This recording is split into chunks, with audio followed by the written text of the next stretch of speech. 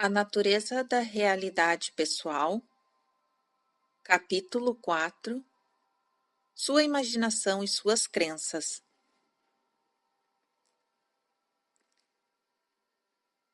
21 e 12, capítulo 4. Sua imaginação e suas crenças, e algumas palavras sobre a origem dessas crenças. Na vida física, sua mente consciente é muito dependente do funcionamento de seu cérebro físico. Você tem uma mente consciente, esteja na carne ou fora dela. Mas quando você é orientado fisicamente, ela está conectada ao cérebro físico. O cérebro, até certo ponto, mantém o pensamento focalizado tridimensionalmente. Ele o orienta na direção do meio no qual você deve atuar, e é por causa dessa associação da mente ao cérebro temporal que você percebe, por exemplo, o tempo como uma série de momentos sucessivos. O cérebro canaliza para sua estrutura física as informações que a mente recebe, de modo que suas experiências são fisicamente peneiradas e automaticamente traduzidas em termos que o organismo pode entender. Seth, Jane falaram enfaticamente em um bate-papo informal à mesa que fica entre nós. Por causa disto, fisicamente falando, e na vida como você pensa nela, o pensamento é em grande parte dependente do crescimento e da atividade do cérebro. Há algumas informações necessárias sobre a vivência física que precisam ser ensinadas e transmitidas de pais para filhos. Há suposições básicas de natureza geral com as quais você nasce, mas como as condições específicas de sua criação variam tanto, elas precisam ser implementadas. É necessário, portanto, que a criança aceite a crença dos pais. Elas reforçam o grupo familiar quando a criança mais precisa de proteção. Esta adequação às crenças, portanto, é importante nos primeiros estágios do desenvolvimento do bebê, que vai se transformando em criança. Este compartilhar de ideias mútuas não apenas protege o bebê de perigos óbvios para os pais, mas também serve de estrutura para o crescimento da criança. 21 e 27. Isso faz com que a mente consciente tenha mais tempo para tornar-se capaz de raciocinar sozinha e de oferecer seus próprios julgamentos de valores. Mais tarde trataremos dos aspectos maiores da origem de ideias, mas agora vamos simplesmente falar em termos desta vida, aquela que você conhece. As crenças que você recebe, portanto, são as concepções de seus pais da natureza da realidade. Elas lhes são dadas através do exemplo, de comunicações verbais e de constantes reforços telepáticos. Você recebe ideias sobre o mundo em geral e sua relação com ele, e de seus pais também recebe conceitos sobre quem você é. Você assume as ideias deles a respeito de sua própria realidade. Por baixo de tudo isso, você carrega indelevelmente dentro de si seu próprio conhecimento de sua identidade, o significado e o propósito de sua existência. Mas nos primeiros estágios de desenvolvimento, um grande cuidado é empregado para que sua ligação com a realidade física seja bem estabelecida. Essas são crenças direcionais que você recebe de seus pais, orientando-o de modo que eles consideram seguro. Protegida por essas crenças, a criança tem segurança e pode satisfazer sua própria curiosidade, desenvolvendo seus talentos e usando toda a sua energia em uma área de atividades claramente determinada. 21:35.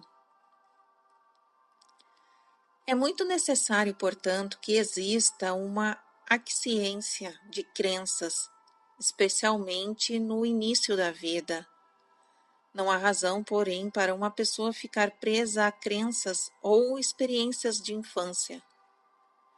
O problema de algumas destas crenças é que, embora algumas sejam obviamente reconhecidas como prejudiciais ou tolas, outras ligadas a elas também podem não ser tão facilmente compreendidas.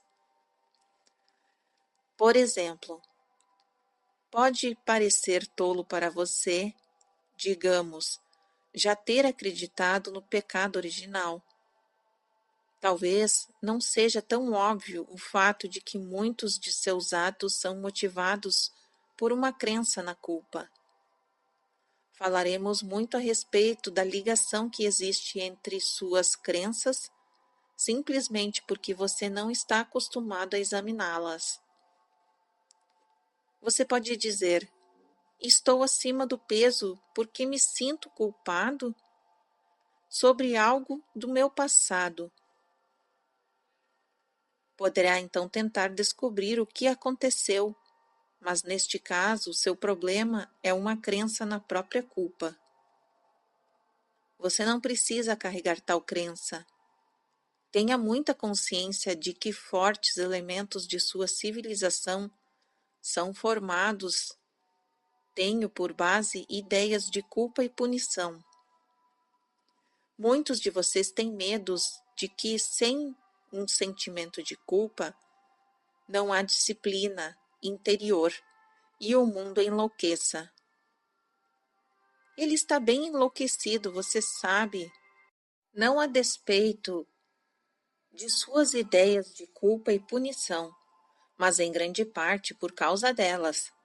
Trataremos disso mais tarde. Assim, as ideias que lhe são passadas por seus pais estruturam suas próprias experiências de aprendizado. Elas estabelecem as fronteiras dentro das quais você pode atuar em seus primeiros anos de vida, quase sem seu conhecimento consciente, porque sua mente ligada ao cérebro não está muito desenvolvida. Sua imaginação segue certos caminhos. 21:46. Em grande parte, mas não completamente, sua imaginação e também suas emoções seguem suas crenças. De certa forma, há alguns padrões que são gerais. Uma criança chora quando está machucada.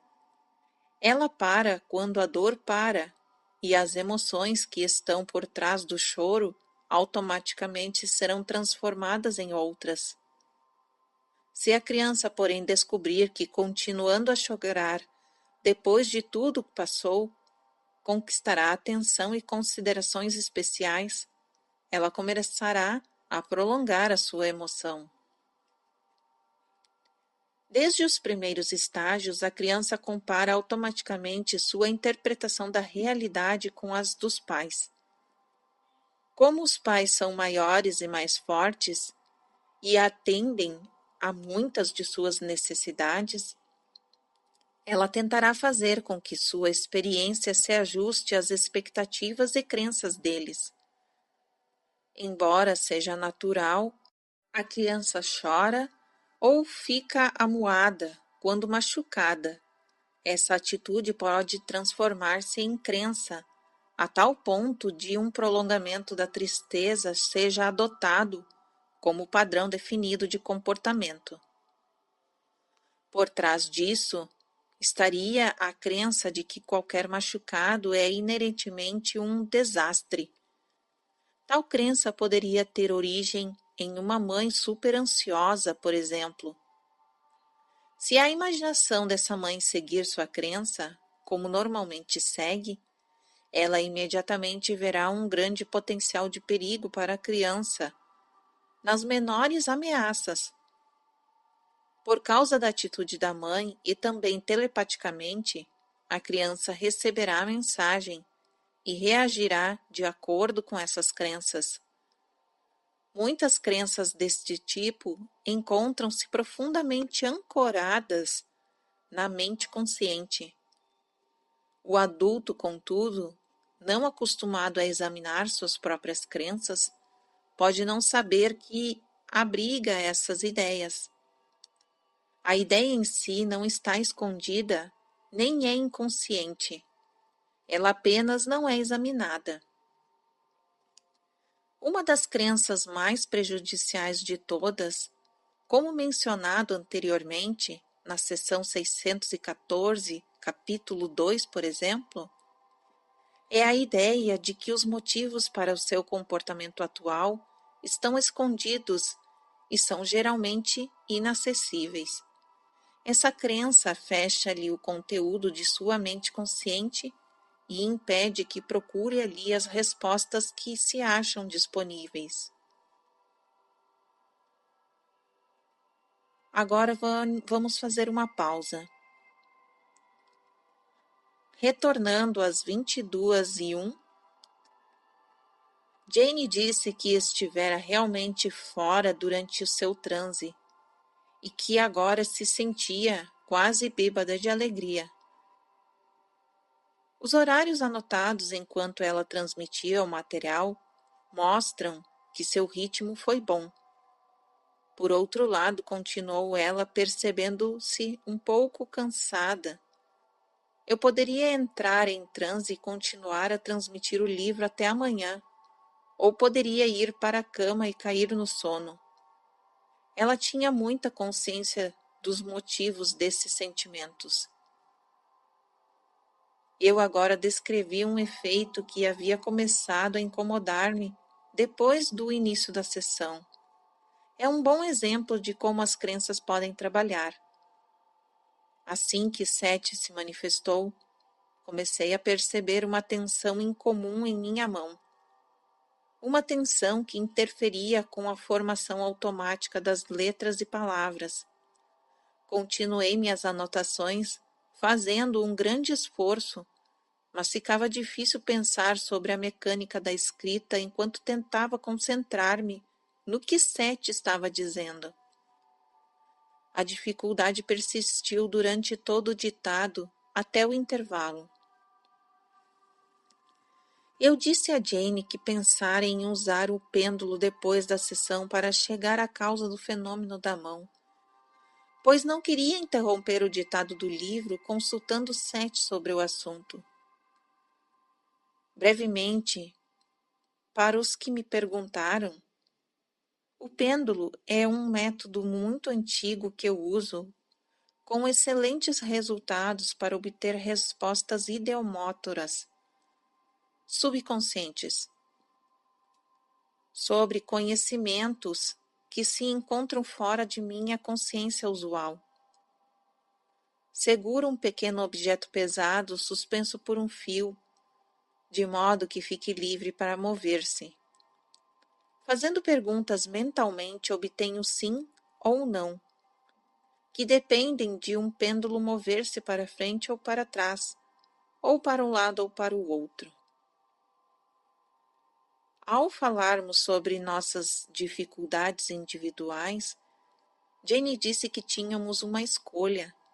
Poderíamos conseguir material sobre elas ou continuar com o trabalho do livro. Ambos os canais estavam disponíveis com Sete. Embora quiséssemos que o ditado continuasse, também estávamos interessados em aprender mais sobre nossas questões pessoais. Sentindo-nos um pouco culpados, optamos pela última possibilidade, mas à medida que o material se desenvolveu, ficamos contentes com nossa opção. Reiniciamos às 22h20. Esta é uma informação que desejam. Antes de qualquer coisa, ela está dentro de sua mente consciente. O pêndulo é um método que permite-lhe enxergar o material consciente que não está estruturado segundo crenças reconhecidas. Quero que você entenda isso, pois o leitor não tem o benefício de me ouvir falando a ele pessoalmente desta forma. A crença é consciente. Você está ciente dela, mas não tem conhecimento das que estão agarradas a ela. A crença, neste caso, é que você não se comunica bem com a sua mãe. Sete estava muito certo, falando sobre ver a luz proverbial. De repente eu vi a crença que estivera ali por todo o tempo, como já tinha dito. Jane e eu passáramos o fim de semana visitando minha mãe e meu irmão. Ligada a esta situação, vemos sua crença de que essa falta de comunicação é errada e de que você deve ser punido por qualquer coisa errada que faça. Ao tomar o ditado deste livro, ajuda-nos em nossa comunicação com muita gente e ao mesmo tempo sente que não consegue comunicar-se com a sua própria mãe. Essas crenças que estão trabalhando juntas causam uma tensão na mão que escreve. Muito simplesmente, com as sessões você deseja expressar ideias nas quais acredita, mas sente-se culpado ou acredita sê-los por não conseguir descrever as mesmas ideias para sua própria mãe. As crenças conflitantes, então, causam a dificuldade na sua parte mecânica, o movimento da mão não é tão automaticamente suave como deveria ser. Você também acredita que se comunica através da escrita muito melhor do que verbalmente. Muitas vezes escreve bilhetes a Robert, dizendo as coisas com a facilidade e a beleza que, devido à sua crença, acha difícil externar verbalmente. Sim, verdade. Assim, esta noite você se sente culpado porque, por meio das notas que escreve, atinge tanta gente quando acredita que não poderia tocar a sua mãe verbalmente.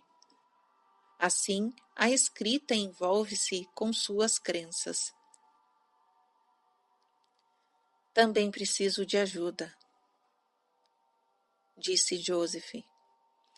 Você também acredita alegremente, se desejar, que pode sublinhar cada acredito enquanto eu falo com você, que seu método principal de comunicação é a pintura. Em vez disso, aqui está você tomando notas como uma forma de divulgação. Não haveria tal envolvimento se não fosse pelas duas crenças suplementares conflitantes, que têm a ver com o fim de semana. A primeira é que você devia estar em Rochester, como esteve, comunicando-se verbalmente com sua mãe. E a segunda que deve estar aqui tentando alcançar o mundo global através de sua pintura. Ao voltar, porém, está se comunicando com o mundo através de suas anotações, uma escolha que fez conscientemente, mas sem perceber outros conteúdos de sua mente consciente, nem as crenças conflitantes. Você está me acompanhando? Estou. Essas crenças são suficientemente óbvias quando eu lhe falo sobre elas, mas suas naturezas opostas forneceram dados confusos à consciência do corpo. Escreva e não escreva. 22:35. Aqui entra também a ideia de punição e sua crença nela. Você faz o que decidiu fazer, participar da sessão, mas pune a si mesmo com sua interpretação pessoal. O estado de sua mãe, você acredita, inclui falta de comunicação. Seu irmão contou-lhe sobre o problema de fala que ela às vezes tem. Ora, você interpretou conscientemente a autopunição como um problema no movimento da mão. Estou tentando dizer isto de forma simples para que você possa seguir as conexões. Como você acredita que se expressa principalmente por meio da mão, pintando, e acredita que o método de expressão de sua mãe é verbal, resolveu interferir no movimento de sua mão, não, por exemplo, na fala. Você está conseguindo acompanhar tudo isso conscientemente?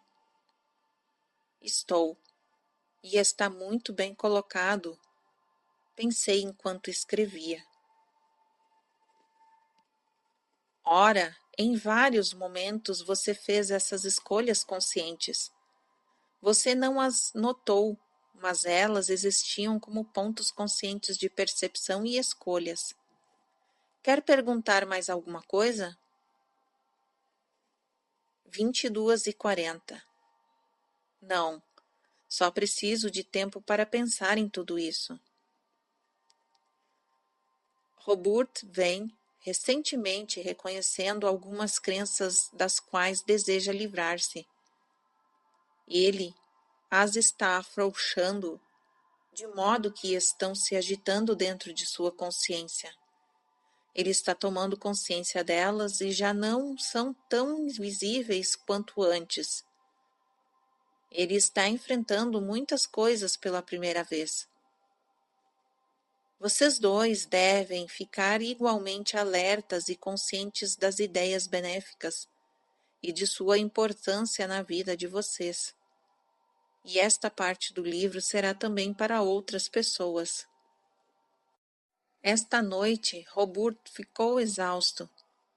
De uma certa forma, comparando as crenças conjuntas de vocês dois com as da família de seu irmão, comparando suas próprias crenças físicas, Jane tocou o joelho com as deles e vendo onde as suas eram prejudiciais, mas também contrastando seus talentos pessoais psíquicos e criativos com os deles, e isso o deixou cansado e alegre ao mesmo tempo. Fiz com que ele se tornasse consciente de que eu estava trabalhando em nosso livro esta manhã. Ideias sobre o material vieram-lhe à consciência. No passado ele não acreditava que tais escoamentos escorressem, e por causa disso eles geralmente não aconteciam em sua experiência. Estavam presentes, mas as crenças dele impediam de reconhecê-los. De tempos em tempos darei materiais complementares a Robert e também a você, com um capítulo no livro para o seu uso pessoal. É importantíssimo que compreendam que estão trabalhando com crenças em sua mente, que o trabalho real é feito na mente. E não procurem resultados físicos imediatos. Eles virão tão certamente quanto vieram aos maus resultados, e é preciso existir a crença de que bons resultados se seguirão. O trabalho real, porém, é feito na mente. Se você fizer o trabalho, pode ter certeza dos resultados, mas não deve procurá-los o tempo todo. Você vê a diferença? Sim. Quer perguntar mais alguma coisa? Não. Acho que é um material excelente. Como Sete, Jane fez então algo bem incomum. Virou-se na cadeira de balanço para olhar para o relógio que fica à sua esquerda e um pouco para trás. Na nossa estante de livros também serve como divisor da sala. Faça uma pequena pausa. Depois teremos material do livro para adiantarmos o capítulo, mas não vou segurá-los por muito tempo. 22h55. Depois que Jane saiu de mais de um transe profundo, fiquei feliz por poder dizer-lhe que minha mão estava muito melhor e que Seth respondera às perguntas dela. Examinamos juntos o material e reiniciamos o trabalho às 23h08. Ditado. De certa forma, mas crenças sempre mudam.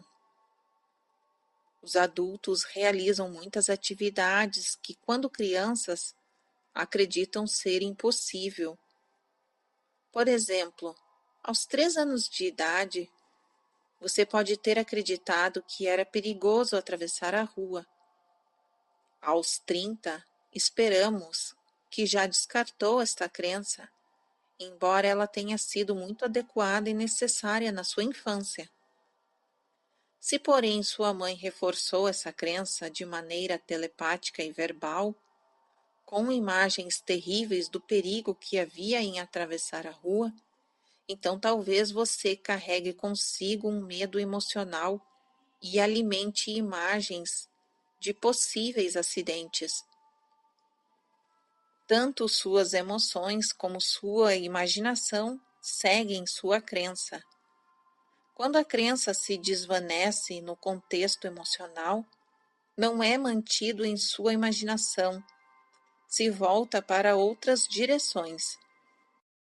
As crenças mobilizam automaticamente seus poderes emocionais e imaginativos. Poucas crenças são apenas intelectuais. Quando você está examinando os conteúdos de sua mente consciente, precisa aprender ou reconhecer as anotações emocionais e imaginativas ligadas a uma determinada ideia. Há várias formas de alterar a crença, substituindo-a por seu oposto. Eis um método com 3 pontos. Você gera a emoção oposta a que surge a da crença, que deseja mudar, e volta a sua imaginação na direção oposta à ditada pela crença. Ao mesmo tempo, conscientiza-se de que a crença insatisfatória é uma ideia sobre a realidade e não a um aspecto da realidade. Você percebe que as ideias não são estacionárias. As emoções e a imaginação movem-nas em uma direção ou outra, reforçando-as ou negando-as. 23h23. Pausa. Com muita deliberação, use sua mente consciente com alegria, criando uma brincadeira. Como fazem as crianças, na qual, durante um tempo, ignora completamente o que parece existir em termos físicos e finge o que realmente deseja é real. Se você for pobre, propositadamente finja que tem tudo o que precisa financeiramente. Imagine como vai gastar o seu dinheiro. Se você estiver doente, imagine brincando que você está curado. Veja-se fazendo o que faria estando saudável. Se tiver dificuldade em comunicar-se com outros, imagine-se fazendo-o com facilidade. Se considera sua vida sombria e sem sentido, imagine-a plena e feliz.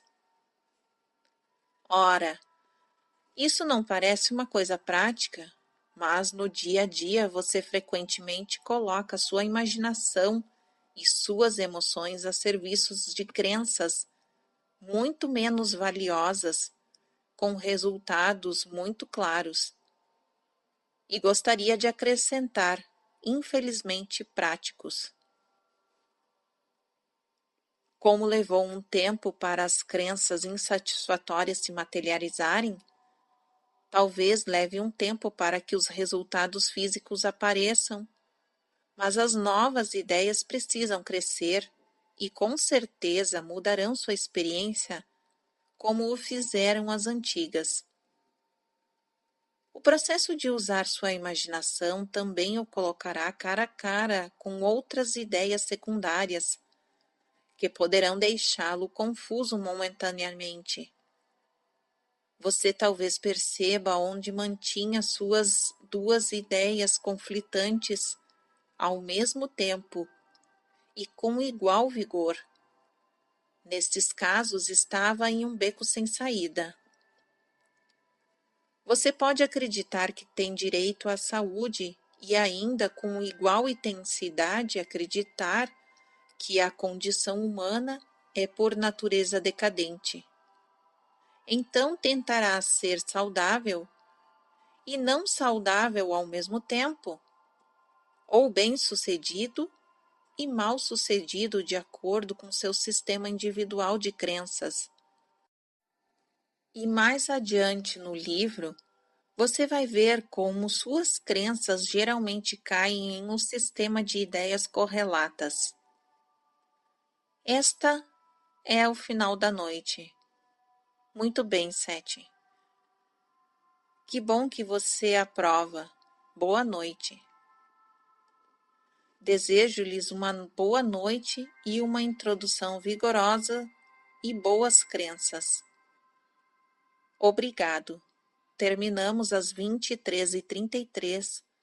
Quando a sessão acabou, Jane começou a bocejar repetidamente e tinha os olhos molhados. Minha mão estava quase curada da tensão.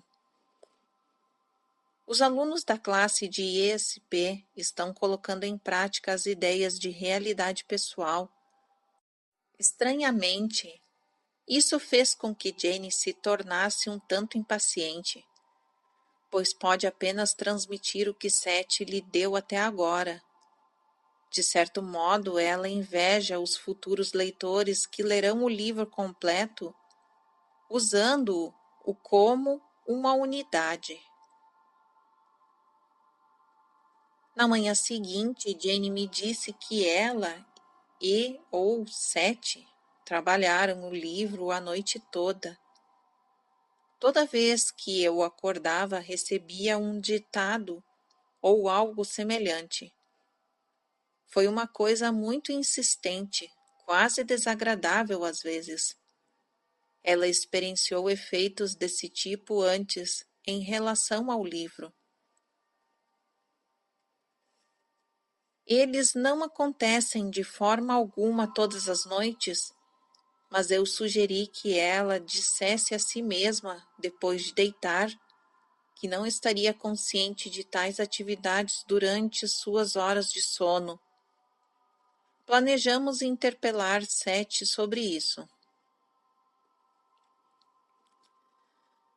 Sessão 620, dia 11 de outubro de 1972, 22 horas, quarta-feira. No final desta tarde, Jane recebeu um telefonema de um editor da revista Time. Ele quer conversar com ela no final desta semana sobre uma história de capa que ele vai escrever sobre Richard Bach. O livro de Richard Bach tornou-se um fenômeno nacional. Veja a seção 618, capítulo 3.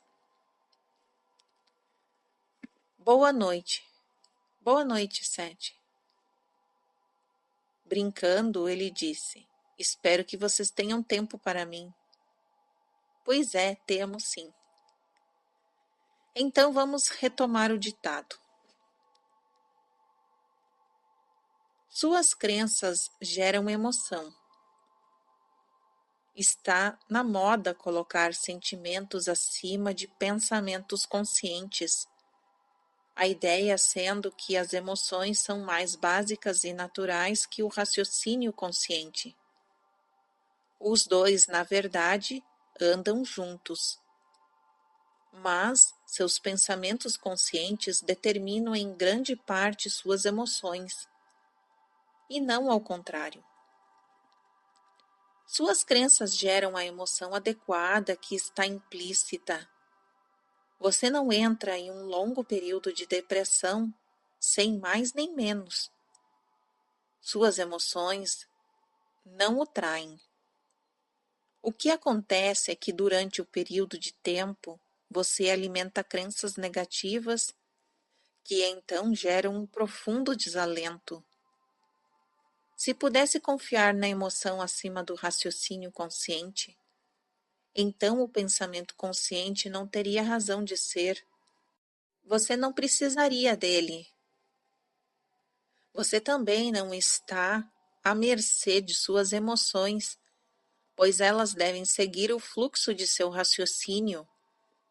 A mente deve perceber o ambiente físico com clareza, e seus julgamentos sobre o ambiente, por sua vez, ativam o mecanismo do corpo para suscitar uma resposta adequada.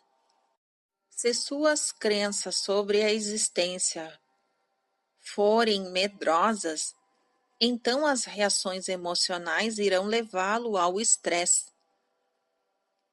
Neste caso, seu julgamento de valores precisa ser examinado. Naturalmente, sua imaginação, que segue fielmente suas crenças, faz com que suas emoções disparem.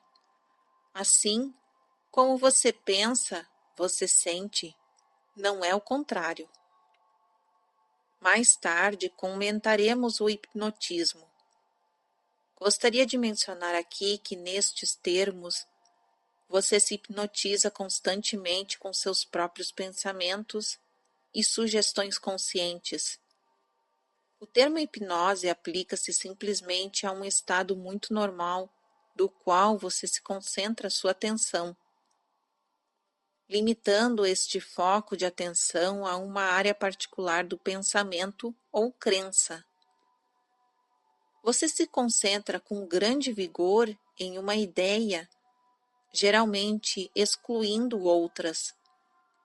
É um desempenho bem consciente.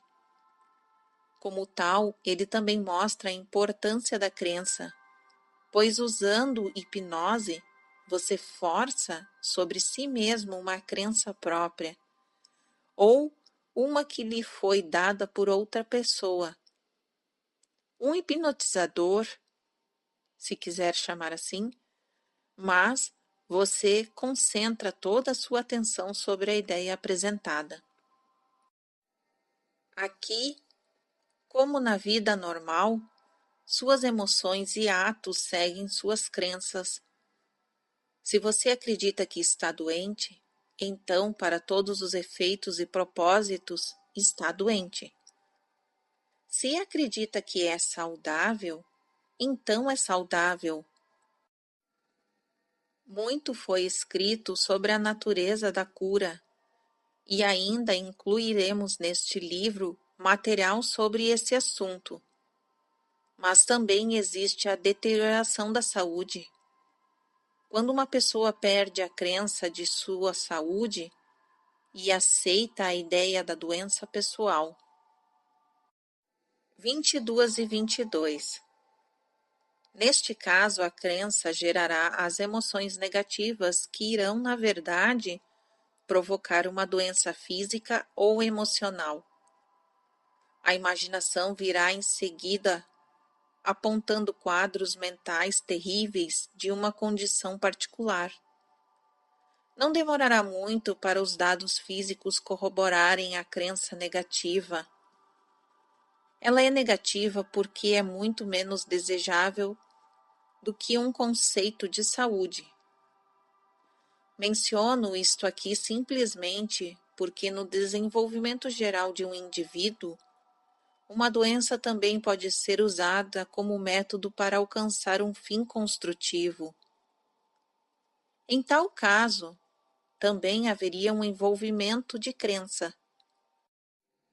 A pessoa teria que acreditar que uma doença é a melhor forma de servir a outro propósito.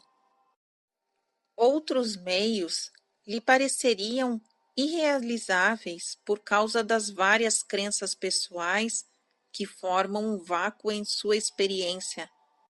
Isto é, ele não veria outra maneira, talvez, de atingir o mesmo fim. Isto será tratado muito mais detalhadamente em outra parte do livro. Uma crença, naturalmente, pode depender de muitas outras, cada uma gerando sua própria emoção e realidade imaginativa. A crença na doença depende da crença na indignidade, culpa e imperfeição humana, por exemplo. A mente não contém apenas crenças ativas. Ela contém muitas outras em estado passivo, latentes, prontas para serem focalizadas e usadas. Qualquer uma delas pode ser trazida à tona quando o pensamento criativo atuar como estímulo. Se você está focalizando ideias de pobreza, doença ou necessidade, por exemplo, sua mente consciente também contém conceitos latentes de saúde, vigor e abundância. Desviando os pensamentos de ideias negativas para positivas, sua concentração começará a alterar o equilíbrio. O vasto reservatório de energia e potencial dentro de você é chamado à ação sob a liderança de sua mente consciente. Por vocês raciocinarem como criaturas e terem à sua disposição grande variedade de experiências, a espécie humana desenvolveu habilidades de raciocínio que têm o propósito de evoluir e crescer quando usadas. Sua consciência expande-se com o uso. Você se torna mais consciente ao exercitar estas faculdades. Uma flor não pode escrever um poema sobre si mesma. Você pode. E ao fazê-lo, sua consciência gira ao redor de si mesma, tornando-se literalmente mais do que era. Existindo em tão diversificado e rico ambiente de possibilidades, a psique humana precisa desenvolver e se desenvolveu uma mente consciente que pudesse tornar razoavelmente concisos e exatos os julgamentos e as avaliações que são feitas minuto a minuto. À medida que a mente consciente cresceu, o âmbito da imaginação também aumentou. A mente consciente é um veículo para a imaginação de muitas formas. Quanto maior o conhecimento, maior o alcance da imaginação. Por sua vez, a imaginação enriquece o raciocínio consciente e a experiência emocional. Você não aprendeu o uso adequado ou pleno de sua consciência, de modo que lhe parece que a imaginação, as emoções e o raciocínio são faculdades diferentes, ou que às vezes até os se colocam uns contra os outros. A mente consciente amadurecida, repito, aceita dados de mundo exterior e de interior. Só quando acredita que a consciência deve ser sintonizada apenas em condições exteriores é que você a força a separar-se do conhecimento interior, das vozes intuitivas e das profundezas da qual ela nasceu. Pode fazer uma pausa. 22h48. Jane falara por 7 em um ritmo deliberado em toda a transmissão, com uma voz, um tom seca. O transe fora bom. Aqui terminou o trabalho do livro nesta noite. Sete, contudo, transmitiu 5 páginas adicionais de material para Jane e para mim, e a sessão terminou às 23h45.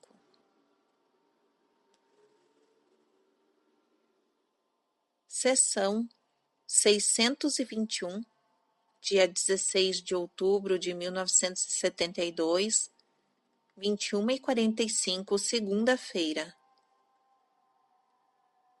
Setia falou através de Jane 5 vezes nesta semana.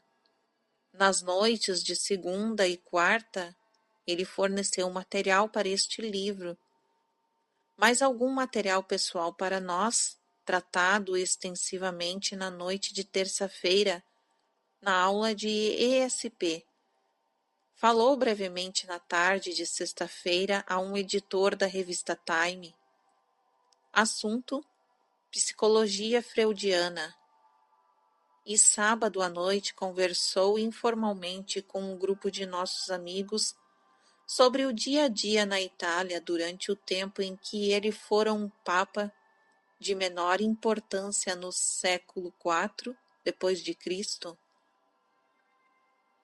Em se tratando de reencarnação, Setia havia primeiro mencionado sua experiência papal em uma sessão de classe de ESP em maio de 71. Ver no capítulo 22 de Sete Fala.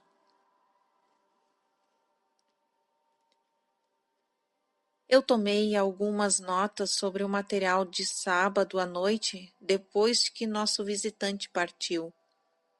Tínhamos estado falando sobre os problemas atuais da população, quando Sete apareceu para dizer-nos que no século IV, o infanticídio, pelo menos no seu conhecimento, havia sido muito comum.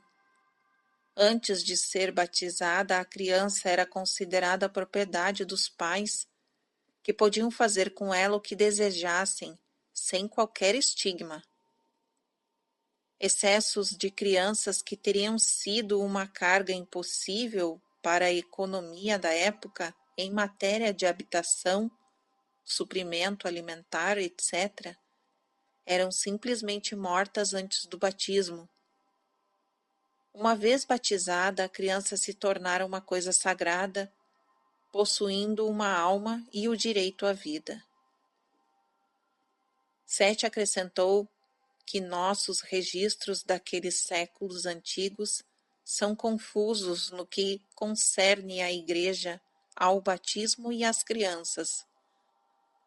Muito mais foi transmitido naquela sessão, mas eu achei que minha memória não estava suficientemente clara para fazer anotações precisas. Boa noite outra vez. Boa noite, Sete. Ditado. Não estou minimizando a importância do eu interior. Todos os seus infinitos recursos são postos à disposição de sua mente consciente e para seus propósitos conscientes. Vocês têm, por um lado, dependido demais da mente consciente, embora suas características e mecanismo tenham sido mal compreendidos, de modo que patrocinadores da teoria da mente raciocinadora consciente, acima de tudo, defendem o uso do intelecto e dos poderes de raciocínio, embora não reconheçam sua fonte no eu interior. Esperava-se, portanto, que a mente consciente atuasse sozinha, por assim dizer, ignorando as informações interiores altamente intuitivas que também lhes estão disponíveis. Não se suponha que ela estivesse consciente de tais dados. Qualquer pessoa, contudo, sabe muito bem que os pressentimentos, as inspiração, as informações pré-cognitivas intuitivas ou materiais clarividentes muitas vezes emergem no conhecimento consciente. Em geral, estas coisas são postas de lado e consideradas, porque você aprendeu que a mente consciente não deve permitir tais bobagens.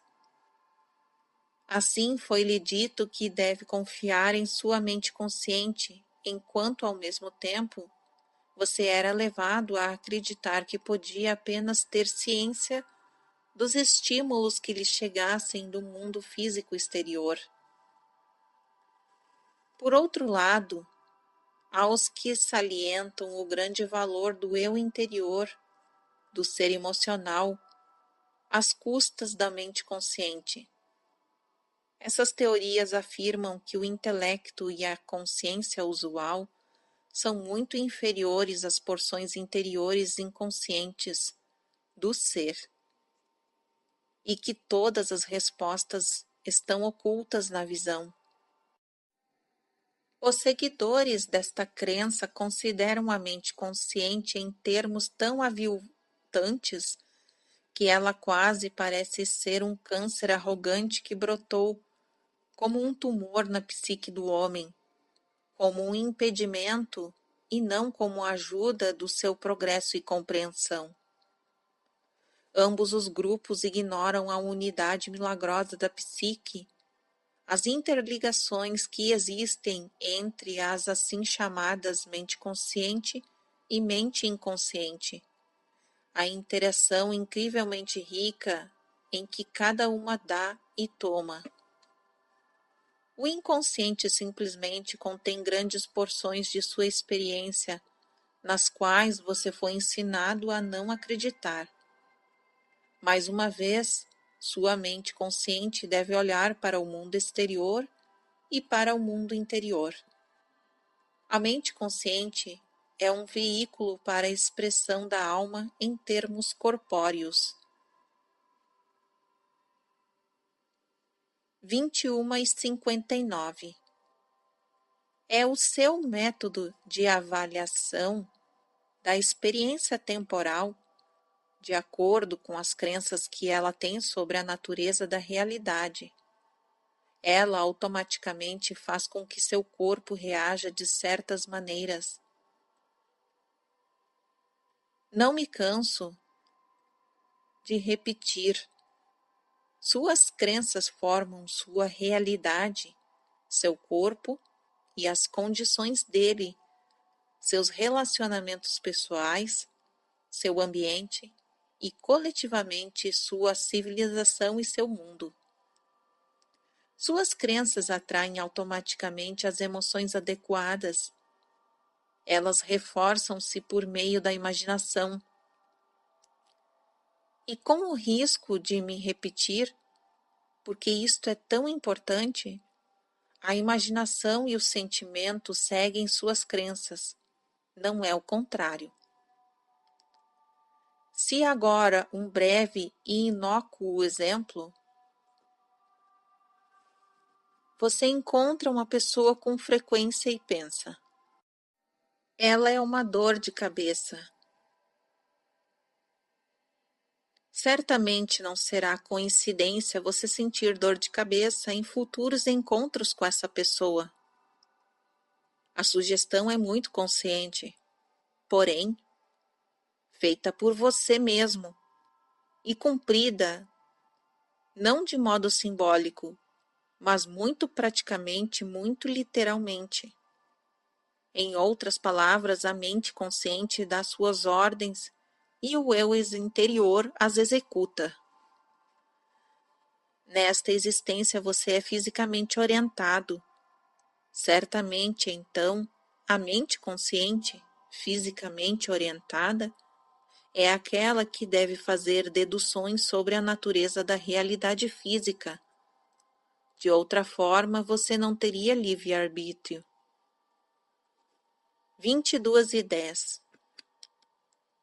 Na cultura ocidental, desde a Revolução Industrial, depois de mais ou menos 1760, tomou forma a ideia de que havia pouca ligação entre os objetos no mundo e o indivíduo.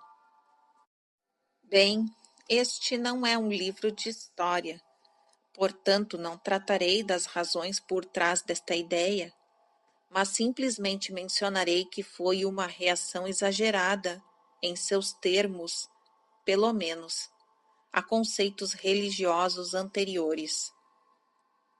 Antes desse tempo, o homem acreditava que podia afetar a matéria e o ambiente por meio de seus pensamentos. Com a Revolução Industrial, porém, até os elementos da natureza perderam sua qualidade viva aos olhos dos homens. Eles se tornaram objetos a serem categorizados, nomeados, dilacerados e examinados. Você não disseca um gato ou um cachorro de estimação.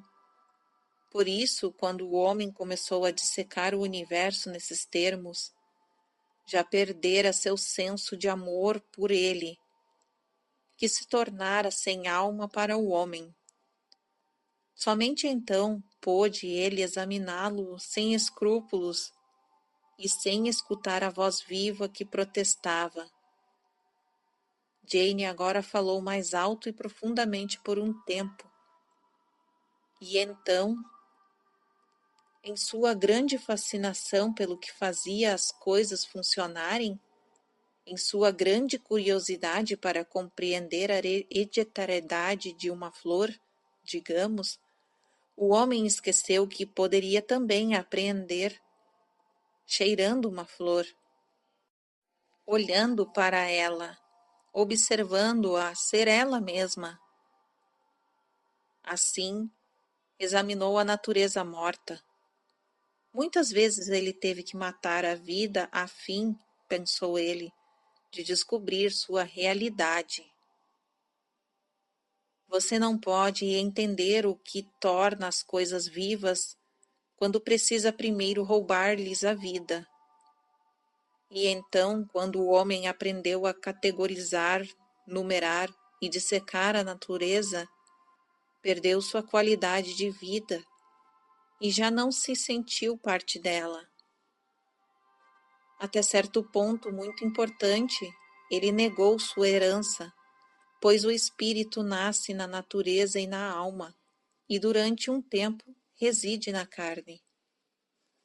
Os pensamentos do homem já não pareciam ter qualquer efeito sobre a natureza, porque em sua mente ele se via separado dela, de forma ambígua, enquanto se concentrava nos aspectos exteriores da natureza, de um modo muito consciente.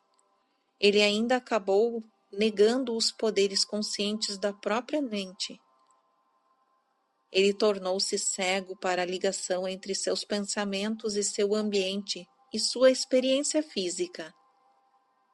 Quer fazer uma pausa? Não. Continuando então. A natureza tornou-se então uma adversária que ele precisava controlar. Contudo, basicamente, ele sentia que estava à mercê da natureza, porque ao separar-se dela, ele também se separou do uso de muitas de suas próprias habilidades.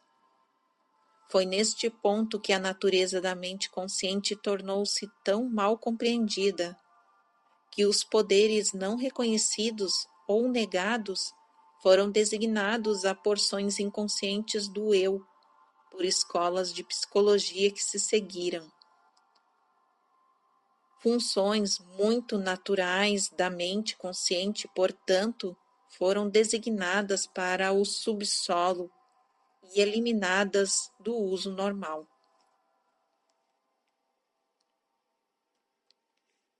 22 e 29. Jane estivera muito dissociada com uma transmissão intensa e muitas vezes rápida. Ela balançou a cabeça quando saiu do transe. Nossa, ele estava a todo vapor.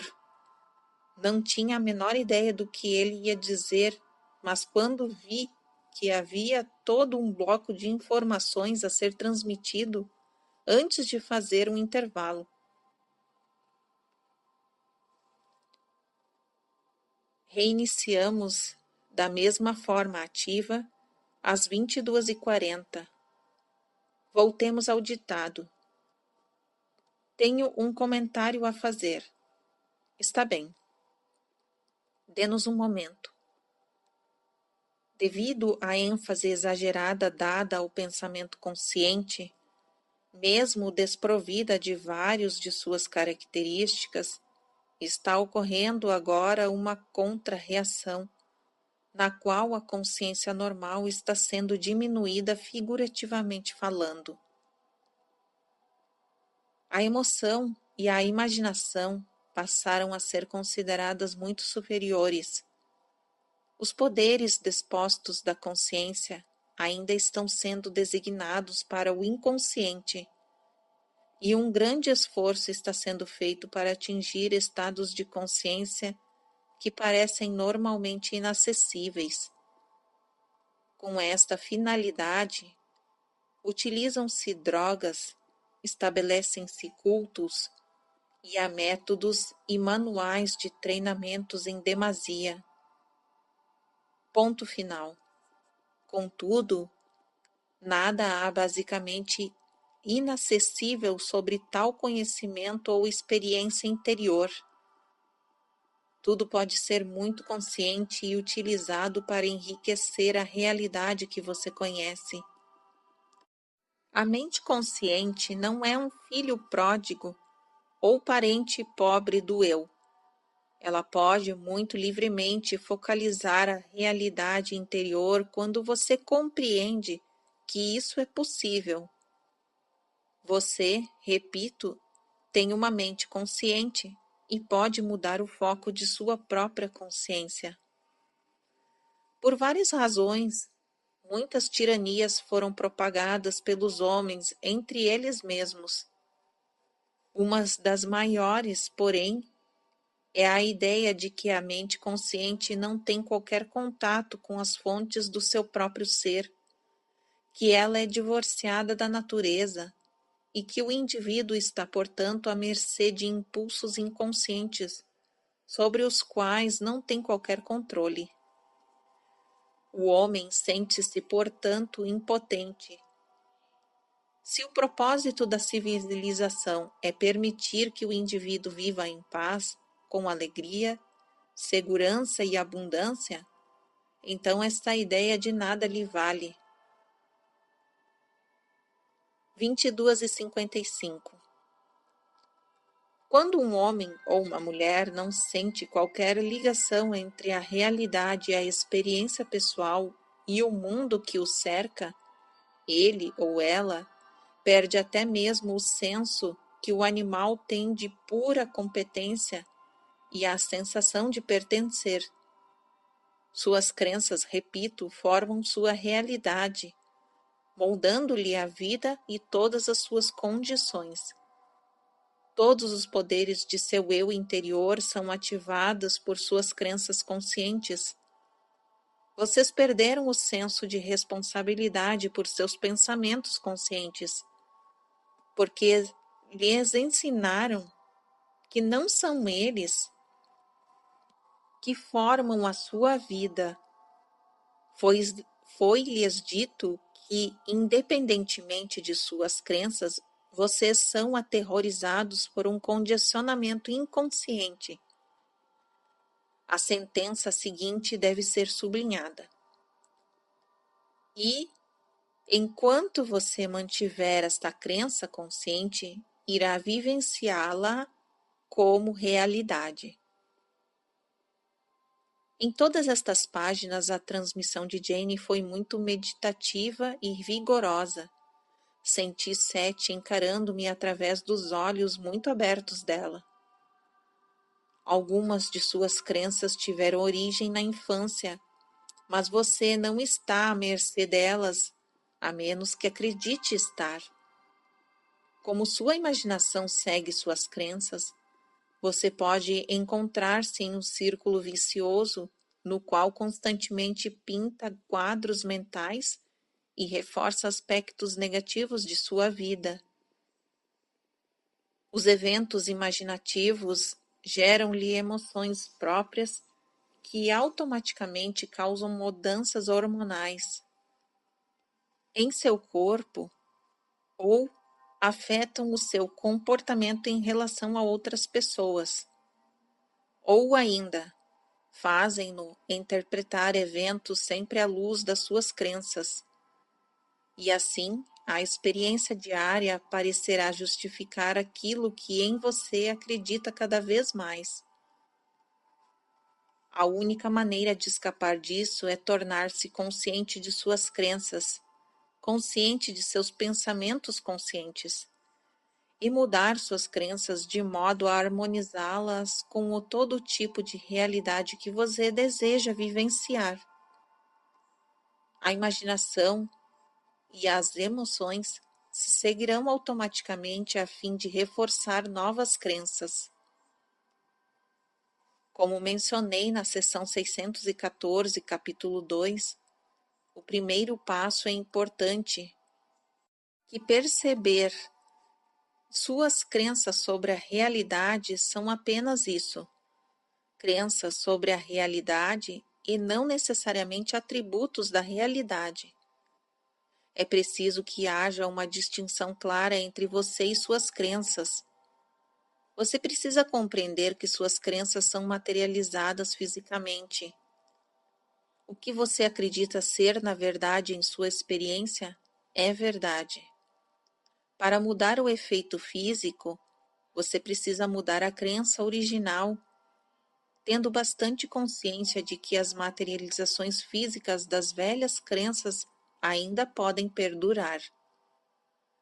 Se compreender completamente o que estou dizendo, porém, suas novas crenças irão, e rapidamente, começar a aparecer em sua experiência.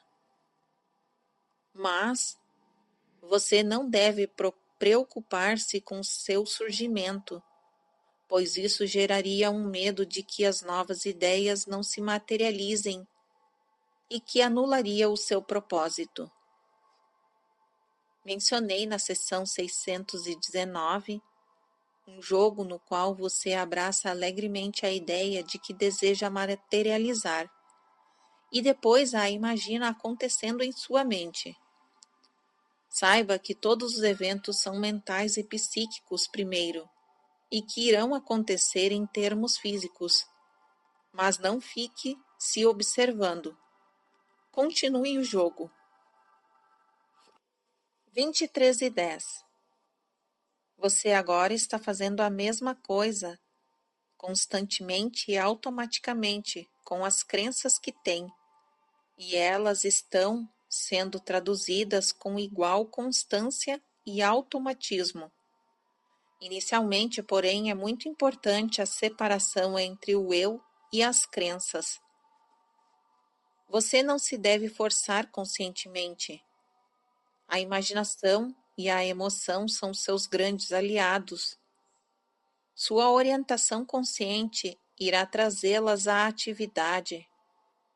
Você poderá ver por que é tão importante examinar todas as suas crenças a respeito de si mesmo e a natureza de sua realidade. E uma crença, se você permitir, irá levá-lo a outra. Muito tem sido escrito dizendo que se houver um conflito entre a imaginação e a força de vontade, a imaginação vencerá. Ora, digo-lhe que se você examinar a si mesmo, descobrirá mais profundamente e em voz mais alta que a imaginação é a força de vontade. Nunca, sublinhado em negrito, entra em conflito. Suas crenças podem conflitar, mas sua imaginação sempre seguirá a sua força de vontade e seus pensamentos e crenças conscientes. Caso isso não seja aparente para você, é porque você ainda não examinou completamente suas crenças. Vamos usar um exemplo simples. Você está com excesso de peso. Já experimentou vários regimes sem sucesso. Você diz a si mesmo que deseja perder peso e segue o que eu lhe indiquei até aqui.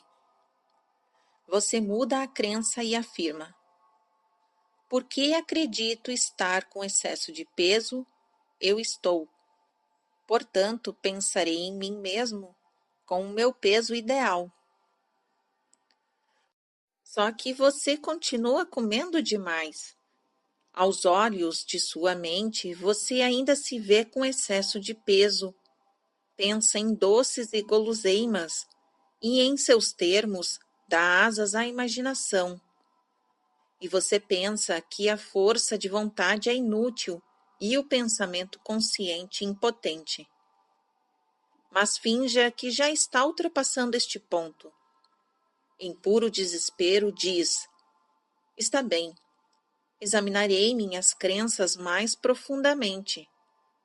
Ora, este é um caso hipotético, por isso pode encontrar nele inúmeras crenças.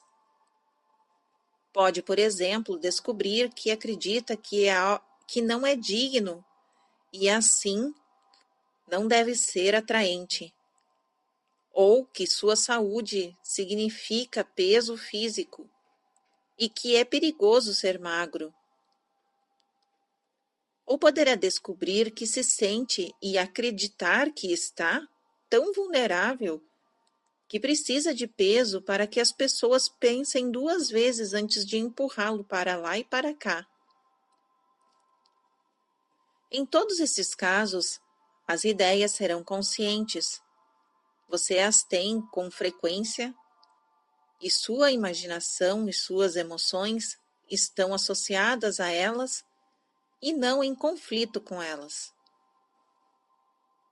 Como 7, Jane olhou para o relógio na estante de livros. Você quer fazer uma pausa ou prefere terminar a sessão? Vamos fazer um intervalo. Como quiser. 23 e 26. Para mim, o transe muito profundo de Jane parecera um tanto impenetrável. Sua transmissão abastecida por uma energia vigorosa. Ela confirmou que não fora incomodada por coisa alguma e acrescentou que Sete era realmente capaz de continuar até o amanhecer. Parecia que sim. Além disso, ela esperou que eu terminasse essas anotações para que Sete pudesse voltar. Ele estava pronto com alguns dados pessoais para nós, disse ela, o que seria seguido por mais ditado para o livro, se pudéssemos continuar. Sete voltou às 23h35, com algumas informações que não são mencionadas aqui. Ele também transmitiu um material que não foi registrado durante uma troca mais livre entre nós dois. Transmiti tudo isso a Jane depois da sessão, enquanto ainda estava fresco em minha lembrança. Às 23h52, Jane sentou-se em silêncio, ainda em transe, enquanto eu escrevia algumas linhas. Depois ela retomou o ditado do livro às 23h55. Você pode ser pobre. Seguindo minhas sugestões, pode tentar alterar a crença e dizer: minhas necessidades são atendidas e eu tenho grande abundância. Mas ainda assim pode descobrir que não consegue pagar suas contas. Em sua imaginação poderá ver a próxima conta chegando e você não conseguindo pagá-la. Vou ter dinheiro suficiente, você diz. Esta é a minha nova crença. Mas como nada muda, você pensa. Meus pensamentos conscientes nada significam. Contudo, examinando suas crenças, você pode descobrir uma convicção profunda sobre sua própria mediocridade. Você poderá estar pensando: para o início de conversa, eu não sou ninguém.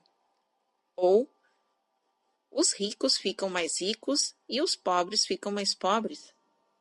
Ou, o mundo está contra mim, ou o dinheiro é errado, as pessoas que não possuem não são espirituais. Você poderá descobrir outra vez uma das inúmeras crenças que levam todas ao fato de que você não quer ter dinheiro ou tem medo dele. Em qualquer caso, sua imaginação e suas crenças andam de mãos dadas. Você pode estar tentando lembrar-se de seus sonhos. Outro exemplo. Pode fazer autossugestão adequadas todas as noites, apenas para acordar sem se lembrar deles.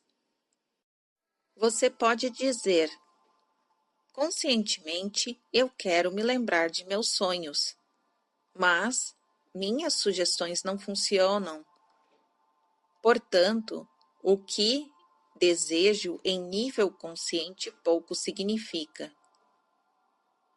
Se examinar suas crenças mais atentamente, descobrirá uma de muitas possíveis crenças, como por exemplo: tenho medo de me lembrar dos meus sonhos, ou meus sonhos são sempre desagradáveis, ou tenho medo de saber sobre o que eu sonho, ou quero lembrar-me de meus sonhos, mas eles podem dizer-me mais do que eu desejo saber.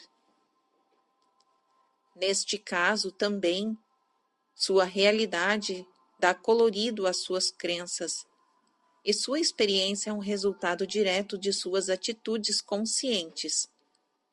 Com atitudes como essas mencionadas, você coloca fechaduras em seu eu interior, adultera propositalmente sua experiência e reforça crenças nos aspectos negativos de seu ser.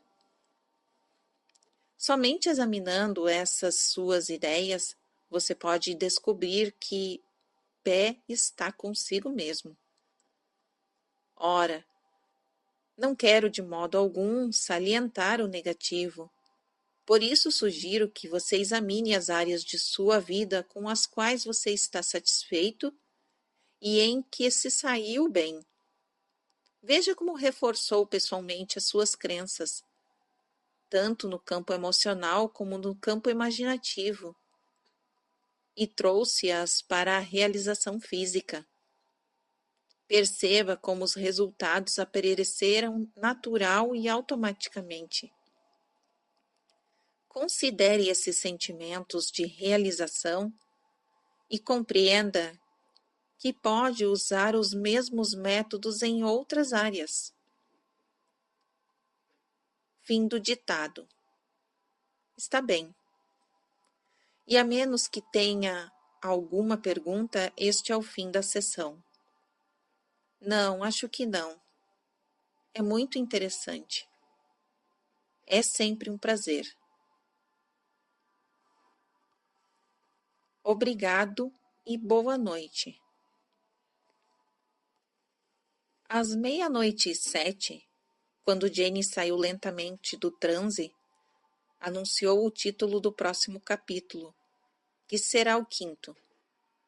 Ela acabara de recebê-lo. Suas crenças futuras e presentes. Mas acho que ainda falta alguma coisa para este capítulo, disse ela. Olhos fechados, afundou-se de novo na cadeira. Foi preciso um esforço extra para que ela conseguisse levantar e ir para a cama. Uma nota acrescentada mais tarde diz o seguinte: eu estava errada sobre o título do próximo capítulo. Jane escreveu em novembro, mas sei que será um. Entretanto, não apenas o final deste capítulo não estava tão próximo, como também Seth nunca usou a sugestão de Jane para o título do capítulo.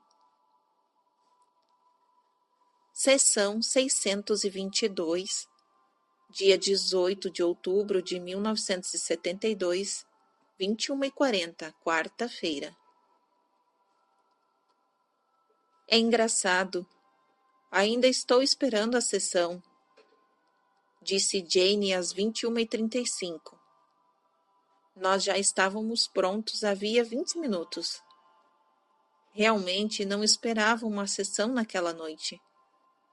Mas, será que minha crença estava influenciando a realidade? Ela tivera uma transmissão muito longa e intensa na última segunda-feira. E na terça-feira, uma aula de ESP na qual ela entrara e saíra de transe toda noite, como ela própria descreveu. Isso significava mais ou menos 3 horas. O Sumari também fora incluído. A energia de Jane estava bem forte já há algum tempo. Então, às 21h38, ela disse, finalmente, sinto que Sete está por perto. Vamos ter uma sessão, afinal de contas. Boa noite. Boa noite, Sete. E vamos começar o ditado, suavemente. Você também comunica suas crenças a outros naturalmente. Quando entram visitas em suas casas, elas não veem exatamente como você, porque também enxergam através da tela de crenças delas. Em seu próprio ambiente, porém, suas crenças pessoais geralmente predominam. Pessoas com ideias semelhantes reforçam mutuamente suas crenças. Você poderá enfrentar alguns mal-entendidos quando de repente decidir mudar sua realidade, mudando suas crenças. De acordo com as circunstâncias, você poderá estar indo em uma direção completamente diferente do grupo ao qual pertence. Os outros podem sentir necessidade de defender suas ideias, em que todos vocês aceitavam normalmente antes. Em tais casos, suas crenças se fundiram. Cada pessoa tem suas próprias ideias sobre a realidade, por razões que parecem válidas. As necessidades são atendidas. Quando você muda suas crenças abruptamente, então, no grupo, você já não tem a mesma posição, já não está mais jogando aquele jogo. No grupo, você pode, de repente, parar de atender a uma necessidade que atendia antes. Isso afeta tanto o comportamento íntimo, como, digamos, as interações sociais. O interessante é que nós já havíamos iniciado a perceber o início dessas fricções, especialmente entre os membros da aula de ESP, ao trabalharem com as ideias deste livro. Outras pessoas que vemos regularmente relatam episódios semelhantes. Durante um tempo, então, você pode experimentar um sentimento de perda ao mover-se de um grupo de crenças para outro. Entretanto, outras pessoas compartilhando suas novas crenças gravitarão em sua direção e você na delas. Direi mais sobre isto mais tarde no livro, mas explica, por exemplo, por que algumas pessoas que está fazendo regime e de repente fica determinada a perder peso, pode encontrar uma resistência velada ou ao mesmo aberta por parte de familiares ou amigos. Porque a pessoa que toma novas decisões pode ser afetada de seu círculo de amigos, por eles a ridicularizarem. Porque o alcoólatra que tenta não beber depara com pessoas que tentam abertamente ou que usam táticas disfarçadas para levá-lo de volta ao vício. Quando uma pessoa que está doente começa a trilhar o caminho da recuperação, mudando as suas crenças, pode surpreender-se diante da atitude de aborrecimento de seus mais caros aliados, que tentam lembrar-lhe a realidade de seu terrível estado pelas mesmas razões. Novo parágrafo. Como as novas crenças formam a realidade, a estrutura da experiência, qualquer mudança de crenças que altere esta estrutura naturalmente inicia uma certa mudança. O status do qual serviu a um determinado propósito acabou. Novos elementos são introduzidos. Outro processo criativo se inicia. Como suas crenças particulares são compartilhadas por outros, como há interação, qualquer mudança de direção de sua parte é sentida por eles, que reagirão à sua própria maneira. Vocês preparam-se para usufruir da realidade de maneira mais satisfatória possível. Para isso, começaram, espero, a examinar suas crenças. Pode ser que desejem ver os outros mudarem também. Para isto, comecem vocês mesmos. Eu sugeri na sessão 619 que imaginem um jogo no qual agem em conformidade com as novas crenças. Fazendo isso, imaginem que influenciam os outros através deste novo modo de ser. 22:1. Veja-os reagindo a você na nova forma. Isto é muito importante porque telepaticamente você está enviando-lhes mensagens interiores. Está dizendo-lhes que está mudando as condições e comportamentos de sua relação. Você está divulgando a alteração de sua posição. Alguns irão entendê-lo nesse nível. Outros precisarão da velha estrutura e de alguém, se não for você, que desempenhe o papel que você desempenhava antes. Essas pessoas irão sair de sua experiência ou você precisará afastá-las.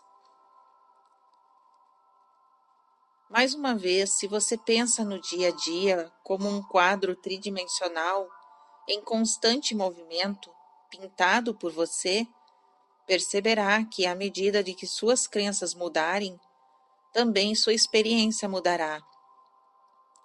Você precisa, porém, aceitar completamente a ideia de que suas crenças formam sua experiência. Descarte as crenças que não lhe estão trazendo efeitos que deseja. Entre mentes, estará muitas vezes na posição de dizer a si mesmo que algo é verdadeiro, diante de dados físicos que parecem totalmente contraditórios. Você poderá dizer: vivo em meio à abundância e estou livre de necessidades, enquanto seus olhos lhe dizem que a mesa está cheia de contas. Precisa compreender que foi você quem produziu aquela evidência física, que ainda confronta e o fez por meio de suas crenças.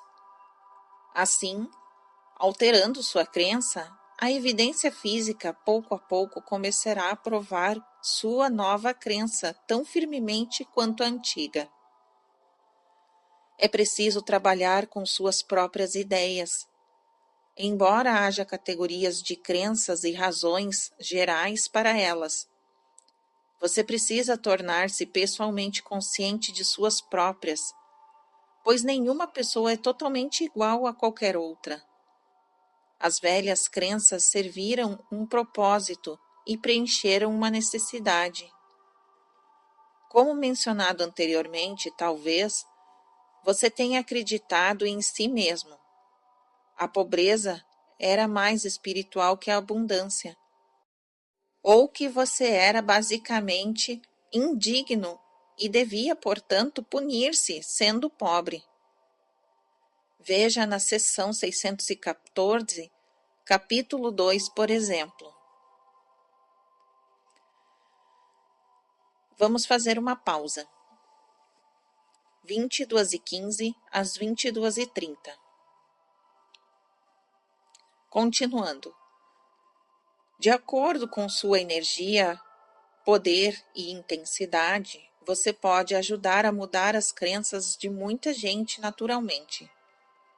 Em sua vida diária física, geralmente está preocupado simplesmente em mudar suas crenças sobre si mesmo e depois mudar as crenças de outras pessoas sobre você. Encontrará crenças conflitantes dentro de si e precisa conscientizar-se delas. Como exemplo, talvez acredite que deseja compreender a natureza do seu eu interior, ou pode dizer a si mesmo que deseja lembrar-se de seus sonhos, mas ao mesmo tempo ainda tem uma crença sobre a indignidade básica do eu e muito medo de lembrar-se de seus sonhos por causa do que poderia encontrar neles. Neste caso, não adianta lamentar a situação e dizer: quero entender a mim mesmo, mas tenho medo de não gostar do que encontrar. É você quem tem que mudar as suas crenças. Precisa parar de acreditar que o eu interior é uma masmorra de emoções reprimidas. Ele contém algumas emoções reprimidas, mas também contém grande intuição, conhecimento e a resposta de todas as suas perguntas. Preste atenção à sua própria conversa ao falar com amigos e à conversa deles. Veja como vocês reforçam as crenças uns dos outros. Veja como sua imaginação em geral segue as mesmas linhas. Tudo isso está muito claro se você percebê-lo. Quase todo mundo nesta sociedade conhece a velha sugestão. Todos os dias e todas as maneiras, estou ficando melhor. Ora, essa é uma excelente sugestão, dada pelo seu eu consciente e outras porções de seu ser. Os resultados dessa sugestão, entretanto, também seguiriam suas crenças conscientes. Antes, eu usei como exemplo a crença: sou um pai/mãe responsável. Ver seção 618 do capítulo 3. Se para você isso significa: insisto para que meus filhos escovem os dentes, comam o suficiente e ajam adequadamente.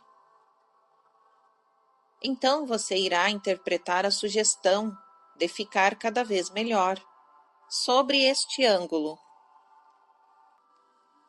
Se a crença significa que seu amor pelos filhos é expresso melhor nesses termos, se sente que há algo embaraçoso em expressar afeição diretamente, então a sugestão de ficar cada vez melhor pode apenas reforçar esta crença.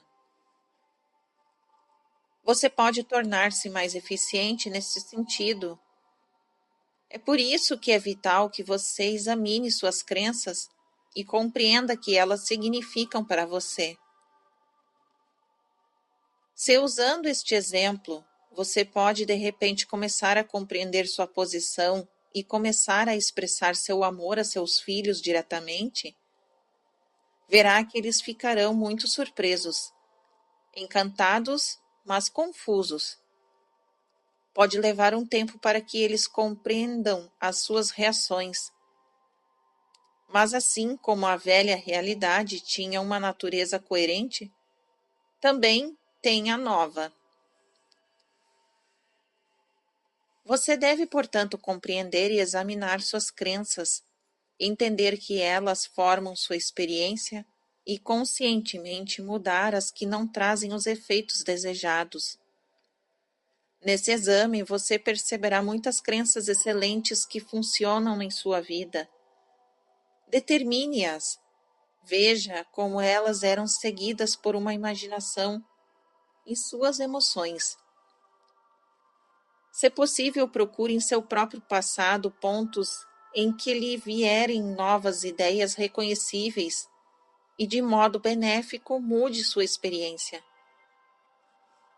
As ideias não apenas mudam constantemente o mundo, mas constroem-no constantemente.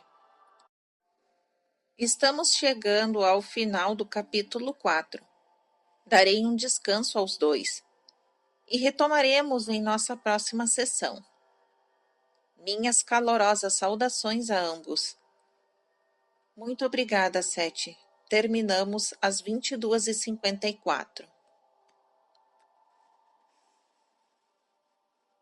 Sessão 623, dia 25 de outubro de 1972, 21h45, quarta-feira. Não houve sessão na última segunda-feira. Esta tarde, Jane começou a ter uma forte sensação de relaxamento que durou até a noite. Também, enquanto estava descansando antes do jantar, recebeu as últimas palavras do título deste livro. A Natureza da Realidade Pessoal. Um livro de Sete. Ver notas no final do prefácio de Sete, que foi recebido na sessão 609, em 10 de abril de 1972. Jane disse que não queria adiar a sessão, embora se sentisse tão bem, com vontade apenas de relaxar. Enquanto falávamos sobre saúde em geral, perguntei por que seria que tantas pessoas em nossa sociedade usam óculos. Mencionei isto aqui porque o assunto surgiu inesperadamente na sessão. Pouco antes das 21h45, Jane me disse que eu poderia ter o material avulso de Sete sobre as ideias dos óculos ou em seu livro. Ambos os canais estavam abertos. Escolhi este livro, naturalmente. É engraçado, disse Jane, mas eu sei que o próximo capítulo, o 5º, está aí. É sobre saúde e som. Som interior e som exterior. Ela estava certa, mas no momento não conseguiu elaborar. A casa ficou temporariamente barulhenta. Um carpinteiro usava uma serra elétrica no andar de baixo, em intervalos frequentes, consertando alguns dos danos causados pela enchente em junho passado. A voz de Sete, por meio de Jane, estava muito tranquila, entretanto. Boa noite. Boa noite, Sete. Ditado. Vamos tratar da relação entre o eu interior, suas crenças conscientes e sua criação física mais íntima, em sua imagem humana. Fim do capítulo 4.